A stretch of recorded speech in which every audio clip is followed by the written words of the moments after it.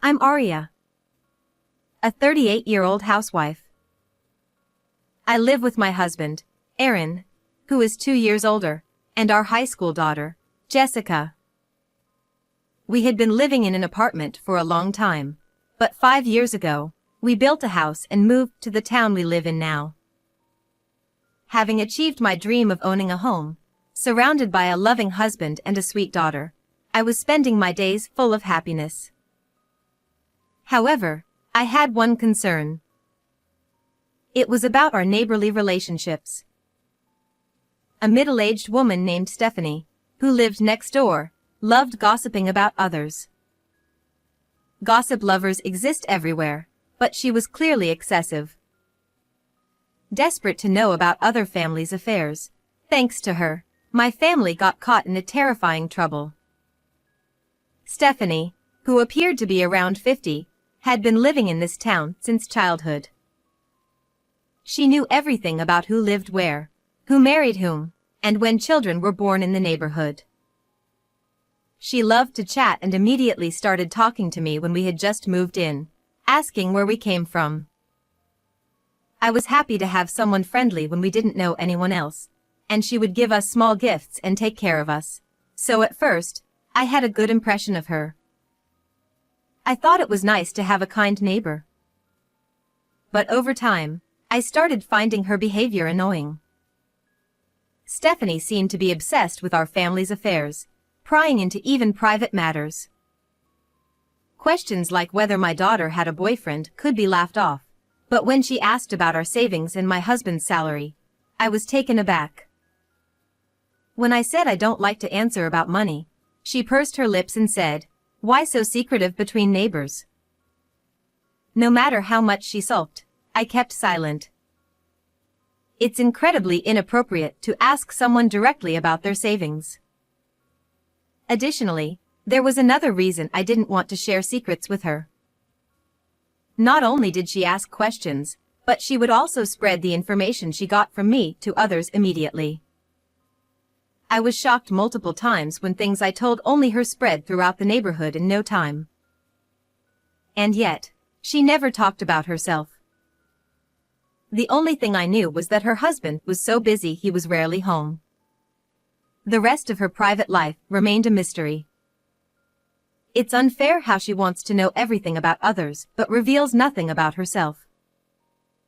Because of this, I gradually started to dislike her and limited our conversations to minimal greetings when we met outside. For a while, she kept pressing me, but eventually, she seemed to realize I was avoiding her and stopped approaching me. To an outsider, it might seem cold to act distant despite living next door. But to protect my and my family's privacy, keeping a distance was necessary. For a while, we lived peacefully without any incidents. One morning, when I went to take out the trash, I ran into Stephanie, who was just leaving her house. We locked eyes, and I felt a jolt, but I greeted her with a simple good morning and tried to pass by. However, she grabbed my arm, saying, "Aria, wait a minute." Oh no, caught again. I sighed internally. What could she want to ask during the busy morning? Unlike my gloomy self, she was grinning. Despite her smile, she said with a voice full of spite, "I heard your husband got promoted recently? I'm so envious." Her words sent chills down my spine. My husband's promotion was a recent event. We hadn't told Stephanie or anyone else in the neighborhood. The only ones who knew were his boss and our family. As I stood frozen, she continued to strike. "With that hefty raise, you don't even need to work part-time, do you?" She spat these words and left. Once again, I was stunned. Not only did Stephanie know about the promotion, but she also knew I was considering part-time work. Feeling uneasy, I reported this to my husband that night when he came home from work. I asked if he had mentioned the promotion to anyone, but he confirmed he hadn't. We were both baffled about how Stephanie found out. Just then, we heard hurried footsteps rushing down the stairs, and our daughter Jessica burst into the living room. Breathless, she said, "Come to my room right now." I tried to calm her down, asking, "What's wrong? Why are you so frantic?" But she insisted, "Just come quickly," pulling us by our arms. Following her upstairs, we entered her room. Jessica pointed under her bed. "Mom, Dad, look at this." There, under the bed, partially hidden, was a white power strip plugged into an outlet. At first, I didn't understand why Jessica was making such a fuss. To me, it just looked like a normal power strip. But my husband and Jessica had turned pale. Then, my husband said something shocking. "This is a bugging device." Hearing the word bugging device, I almost screamed, but my husband motioned for silence, so I quickly covered my mouth. I had only imagined bugging devices as special equipment, so it still looked like an ordinary power strip to me. However, Jessica, having just seen a drama with a similar device, immediately recognized it. We quickly searched online and found many bugging devices that looked just like the one in Jessica's room. Who, when, and how did someone set up such a thing? My husband and I both thought of the same person, but as we were thinking, the culprit was probably listening to our conversation through the device. We decided to leave Jessica's room and return to the living room. According to Jessica, there was no device when she cleaned her room and moved the bed 3 days ago. So, it must have been set up very recently. However, we hadn't let anyone other than family into the house for the past month, so it must have been done by someone breaking in from outside. I felt both fear and anger boiling up. No matter the reason, invading my daughter's room and planting a bugging device was unforgivable. My husband felt the same. So, we decided to set a trap to catch the culprit. Well, if you're ready for this. No mercy. That night, we had Jessica sleep in another room, and my husband and I got to work. In hindsight, we should have hired a professional, and I regret our recklessness now. But at that moment, we were too enraged to wait. To lure the culprit, we set up a trick to make them think the bugging device was malfunctioning. We placed crumpled newspaper next to the device and directed a strong fan at it to create constant rustling noise. After setting the trap, my husband hid in Jessica's bed, and I waited in the adjacent room. We waited for the culprit to arrive. In the end, our plan succeeded. The culprit fell for the trap and came to check the device. According to my husband, it took less than an hour for noises to start outside the room.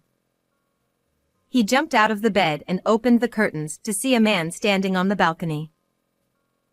The man tried to flee, but my husband quickly tackled him on the balcony, immobilizing him.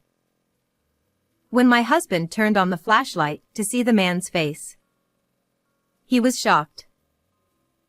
The eavesdropper turned out to be Stephanie's son. I also rushed over from the next room when I heard a noise on the balcony and was astonished to see him after so many years.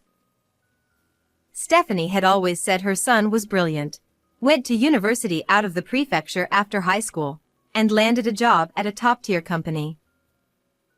So why was he here? Moreover, his once fresh-faced appearance was gone. He looked haggard and even had a scruffy beard. What could have happened? My husband and I were puzzled. My husband asked, "Are you the one who planted the bug?" He nodded silently. Apparently resigned, Stephanie's son offered no resistance, hung his head quietly, and had tears in his eyes. My husband was exasperated by his demeanor.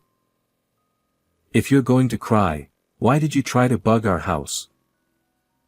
With a small voice, he began to speak. According to him, he had graduated from university and found a job at a fairly large company, but he couldn't adapt to the workplace and quit after just 1 month. He returned to his parents' house and, instead of job hunting or even getting a part-time job, spent his days playing games. He thought he was resting his tired body and mind, but in reality, he was just a recluse.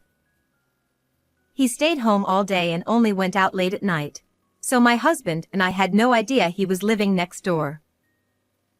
Finally, we understood why Stephanie never wanted to talk about her home life. As for why he tried to bug our house, it was because his mother instructed him to. She was obsessed with our family and told her reclusive son, "If you succeed, I'll give you some spending money." So, he planted the bug. My daughter had sometimes slept with the window open on hot nights, and he took advantage of this, climbing up from the garden shed to the balcony to enter the room. His only goal was to plant the bug, but it was terrifying to think what could have happened if he had intended to harm her. I was very close to my daughter and often chatted with her in her room. He listened in on those conversations and learned about my husband's promotion and my plans to start a part-time job. He came to check the bug when he heard strange noises and couldn't hear voices anymore, thinking the device was broken. It was already past 1 a.m., but after hearing his story, my husband and I took him to Stephanie's house and rang the intercom. No one answered for a while, but after multiple rings, Stephanie responded irritably. "Who is it at this hour?" I spoke to the camera. "Your son was caught sneaking onto our balcony, so we brought him here." Stephanie hurriedly came to the door in her pajamas. Seeing us and her son standing together, she was initially shocked but then put on a defiant expression. "What do you want at this late hour?" She feigned ignorance, which angered my husband.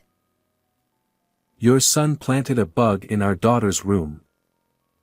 Don't pretend you didn't know. Stephanie remained unfazed. "A bug? I don't know anything about that." She laughed dismissively and turned away. I was appalled by her brazen attitude, but then she shocked us further. "He did it on his own. It has nothing to do with me." She abandoned her own son. He looked devastated. Seeing him so sad and silent, we felt a bit sorry for him, but a crime is a crime. "We'll be filing a police report." "Go ahead, do whatever you want." She still acted like it was someone else's problem. Then I added, "We'll also report this to your husband." She turned pale. "Please, don't tell my husband." She clung to me, begging. It seemed her husband was very strict. According to her son, he was fed up with her gossiping and had moved out a few years ago, tired of her behavior. She had lied about him being busy with work. Their marriage was failing. Despite this, he still supported her and their son financially. If he found out about this, it would likely be the final straw. If they divorced, Stephanie, a stay-at-home mom, would be out on the streets. She begged us not to tell her husband, but my husband and I were not lenient. "We heard everything from your son. Paying your child to bug someone else's house is despicable. Both of you need to atone for your actions." We left her house. A few days later, Stephanie's husband visited us. After calling the contact number given by their son, he came to apologize. He apologized for his son's actions and even paid us compensation, insisting he would recover it from Stephanie. It was our first time meeting him, and he seemed very reasonable, unlike Stephanie. We felt a bit sad thinking that their son might have turned out better living with him. But crimes can't be undone. He was arrested for trespassing and fined. Despite being young, he had a criminal record, but it was his own doing, even if he was coerced by his mother. Shortly after, Stephanie and her husband divorced. The neighborhood quickly learned of the scandal, and unable to bear the shame, Stephanie left town. No one knows where she went, but her son remains a recluse, likely living a miserable life in hiding with his mother. As for us, we used this incident as a lesson to improve our home's security. We are determined to protect our daughter and ensure we never face such a crime again. Goodbye, everyone. How was this story? Please subscribe to the channel. See you in the next video.